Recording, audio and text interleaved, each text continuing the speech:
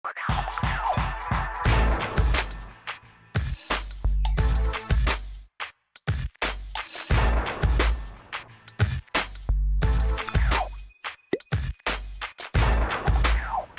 Campus को देख रही हो, कितना सुंदर कैंपस है ना ये। चर्च का कैंपस तो बहुत सुंदर है, परंतु चर्च की जो बिल्डिंग है उसको देखिए कितना सुंदर बनी हुई है। ये चर्च की बिल्डिंग जो कह रही हो तुम, ठीक कह रही हो, परंतु ये चर्च नहीं है मेरे हिसाब से। क्यों? तो ये क्या है? जब हम बाइबल के आधार पर चर्च की बात करते हैं तो बाइबल वास्तव में चर्च को कुछ और रूप से प्रकट करती है। तो बाइबल के हिसाब से चर्च क्या है? देखो, इस कलीसिया के विषय में हम अंदर जाकर के बैठ के बात करते हैं। आओ हम बैठते हैं यहाँ पर। चलिए, आप क्या बता रहे थे? कलीसिया का अर्थ क्या है?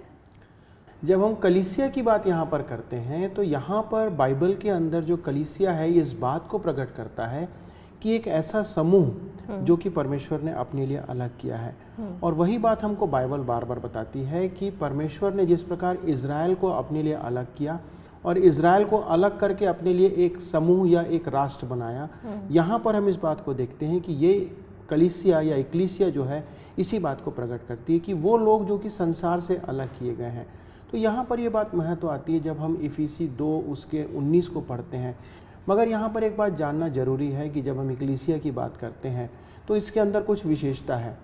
ये कोई संगठन नहीं है, जैसे कि कोई हमने समूह बना लिया, ये संगठन को नहीं प्रकट करता, परंतु यहाँ पर इस बात को हम देखते हैं कि ये विश्वासियों का एक समूह है और ये विश्वासियों के बीच में होता है। तीसरी जो बहुत महत्वपूर्ण बात है जो कलीसिया को देख करके है वो ये है कि ये सब लोगों से मिलकर के बनी है। इसमें विभिन्नता नहीं होती है, चाहे किसी देश की हो, चाहे किसी राष्ट्र की या भाषा की हो, रंग की हो, इसमें कोई भेद नहीं है। हर लोगों को मिला करके ये कलीसिया को प्रकट किया गया है। ये है उसकी विशेषता। तो हम कलीसिया को कैसे समझेंगे? देखो, जब कलीसिया को समझना है, जैसे तुम बाहर कह रही थी कि ये जो बिल्डिंग है या जो भवन है ये कलीसिया नहीं है, ये उस कलीसिया के एकत्र होने का एक स्थान हो सकता है और किसी विशेष जगह पर यह स्थान हो सकता है। परंतु जब हम बाइबल के अनुसार देखते हैं तो कलीसिया इस बात को प्रकट नहीं करती। यहाँ पर एक वचन पढ़ करके देखो जिससे कि तुम बहुत अच्छे से समझ सकती हो। प्रेरितों के काम उसका 17 अध्याय और 24 वचन।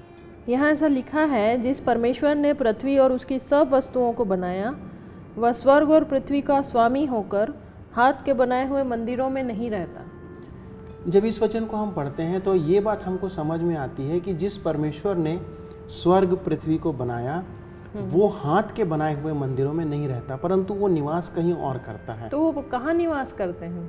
देखो, इस बात को जानना है तो हमको पढ़ना पड़ेगा पहला कुरिन्थियों उसका 3 अध्याय और 16 और 17 वचन। वैसे हम सब इस वचन को जानते हैं। क्या तुम नहीं जानते कि तुम परमेश्वर का मंदिर हो और परमेश्वर का आत्मा तुम में वास करता है? यदि कोई परमेश्वर के मंदिर को नष्ट करेगा तो परमेश्वर उसे नष्ट करेगा, क्योंकि परमेश्वर का मंदिर पवित्र है और वह तुम हो। हाँ, तो जब इस वचन को पढ़ते हैं तो बिल्कुल बात साफ हो जाती है हमको समझने के लिए कि परमेश्वर का निवास स्थान मनुष्यों के जीवन में होता है, जहाँ पर वो निवास करना चाहता है, जिसे स्वयं परमेश्वर ने बनाया है अपने लिए। तो ये उद्देश्य परमेश्वर का है कि वो हमारे जीवनों में वास करे। तो हम जब कलीसिया की बात करते हैं तो ये हमको यहाँ पर सीखने को मिलता है कि जहाँ परमेश्वर का निवास स्थान है वो हमारी कलीसिया है। इंडिविजुअल तौर पर, व्यक्तिगत तौर पर मेरे अंदर यदि परमेश्वर निवास करता है तो मैं एक कलीसिया हूँ। तो ये एक पहली विशेषता हम यहाँ पर कलीसिया के विषय में देख सकते हैं। तो कलीसिया की और विशेषताएं क्या हैं?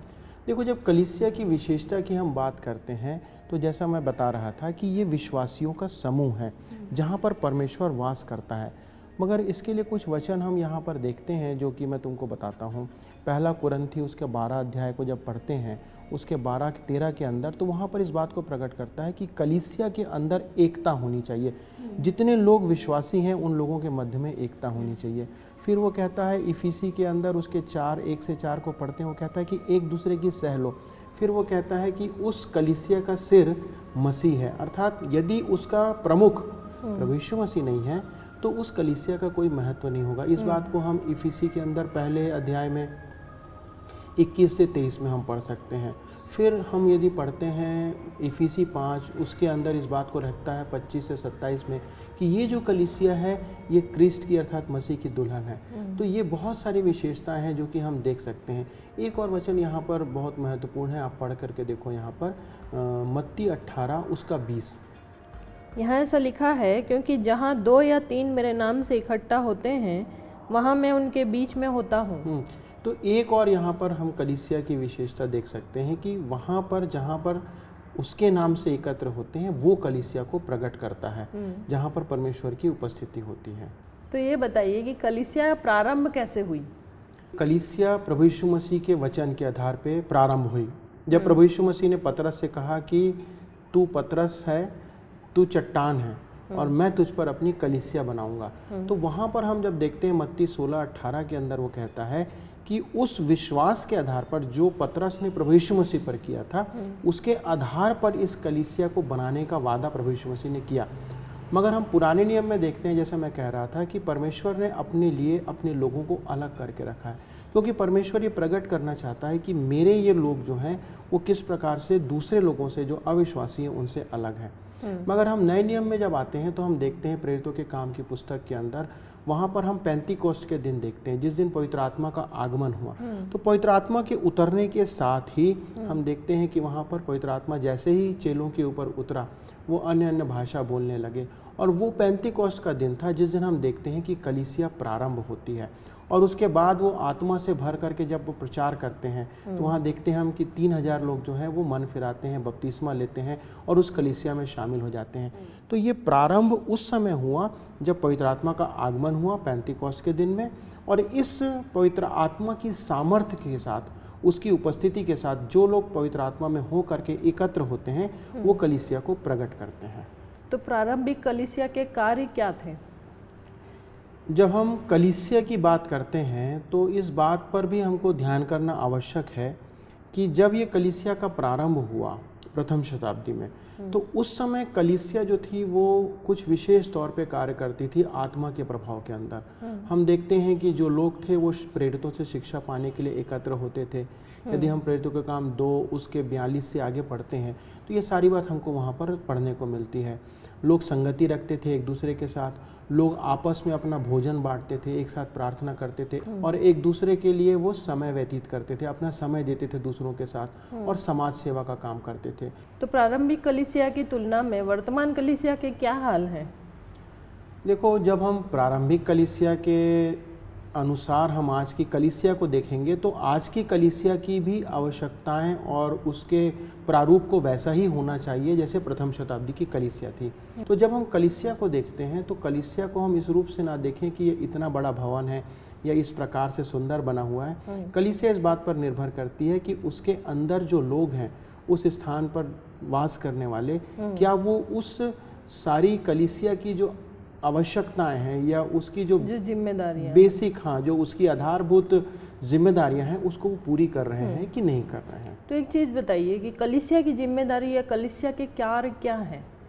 जब कलीसिया के कार्य की बात आती है तो ये सारी बातें कलीसिया के अंदर होनी चाहिए, लेकिन ये विशेषता है कि हम अब इस बात को भी देखें कि जो कलीसिया है ना केवल अपने में सीमित रहे परंतु अन्य जातियों तक, जिन लोगों ने प्रभु यीशु मसीह को ग्रहण नहीं किया है, उन तक प्रभु यीशु मसीह को लेके जाना ये कलीसिया की जिम्मेदारी है। उसके बाद ये भी जिम्मेदारी है कि जो लोग विश्वास में नए आए हैं, प्रभु यीशु मसीह को विश्वास में ग्रहण किया है, उन लोगों की देखभाल या उन लोगों का लालन पालन जो है वो कलीसिया के जो सदस्य हैं ये उनकी जिम्मेदारी हो जाती है। तो कलीसिया का आधार क्या है? देखो, जब कलीसिया के आधार की बात करोगे तो वो गीत मुझे याद आता है जिसको हम अक्सर गाते हैं कि सारी कलीसिया का एक यीशु है आधार।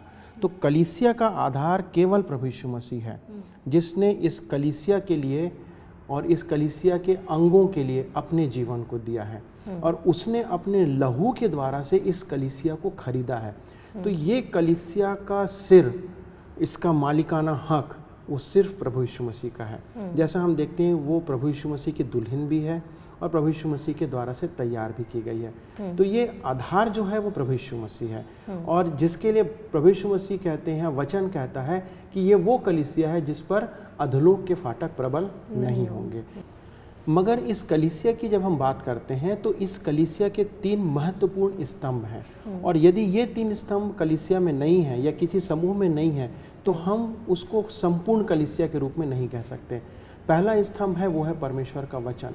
यदि हम परमेश्वर के वचन को महत्व नहीं देते हैं और उस वचन के आधार पर ये कलीसिया काम नहीं करती है तो उसका एक स्तंभ टूटा हुआ रहेगा। दूसरा स्तंभ जो है वो है सहभागिता, अर्थात सहभागिता मतलब यह है कि जितने विश्वासी हैं उसमें उन सबों के बीच में एकता, प्रेम, भाईचारा और मेल मिलाप होना चाहिए। और तीसरा स्तंभ जो कलीसिया का है वो है सुसमाचार प्रचार। यदि ये कलीसिया सुसमाचार प्रचार नहीं करती, जैसे प्रथम शताब्दी की कलीसिया प्रतिदिन वो जाते थे, लोगों को प्रभु यीशु मसीह के बारे में बताते थे, तो यदि इस कलीसिया में या आज की कलीसिया है उसमें यदि सुसमाचार प्रचार नहीं है, नए लोगों को जोड़ नहीं रहे हैं, नए लोगों को हम सुसमाचार नहीं बता रहे, तो हम किसी एक स्तंभ को हम कमज़ोर करके रखें। चलिए एक बार और इन बातों को दोहरा लें। बिल्कुल। कलीसिया कोई स्थान या इमारत नहीं है, ये ऐसे लोगों का झुंड या समूह है जो विश्वास करते हैं कि यीशु ही प्रभु है। प्रारंभिक विश्वासियों ने खुद को प्रेरितों से शिक्षा पाने के लिए समर्पित किया। वे प्रतिदिन प्रभु भोज में यह पुष्टि करने के लिए शामिल हुआ करते थे कि वे विश्वासियों की मंडली के रूप में मसीह की देह का एक हिस्सा थे। प्रारंभिक विश्वासी अपने धन, संपत्ति व समय का साझा करके एक दूसरे को प्रेम व उनकी देखभाल व उन्नति किया करते थे।